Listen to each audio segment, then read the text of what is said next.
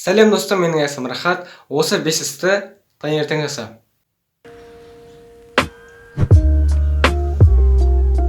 Бірінші, ерте тұр. Ерте тұр дегенде де таңғы 4-те немесе 5-те емес, өзіңе ыңғайлы, қолайлы уақыт тап.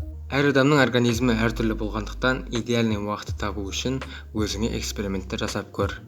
Бірақ ең қолайлы уақыт 7 немесе 8 сағат. Екінші, аш қарынға су іш. Аш қарынға су ішудің пайдасы өте көп. Мысалы, асқазандағы зиянды заттарды тазартып, диеталарсыздық арықтауға көмектеседі. Тісіңді таңғы астан кейін жуу, себебі көп тіс дәрігерлері айтады, және де интернеттен қарайтын болсақ, тістің дұрыс сақталуына және де бактерияларды тазартуға көмектеседі.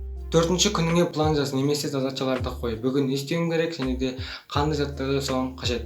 Сен күніңе план жазу арқылы 2-3 сағатыңды 10 минутта план жазу арқылы уақытыңды үнемдейсің. Бесінші, таңертең қолыңа 1 немесе 1,5 сағат телефонды ұстама. Себебі сен ұйқыдан тұрған бойда сен өзіңнің миыңа информацияны толтырып тастайсың. Және де кішкене мини бонус, өзіңнің күніңді ең қиын істерден баста. Мысалы, тренировка немесе кітап оқу. Егер саған қиын болса, осылай сен ең қиын заттардың барлығын жасап тастайсың. Сенің қолыңнан бәрі келеді. Келесі видеода көріскенше.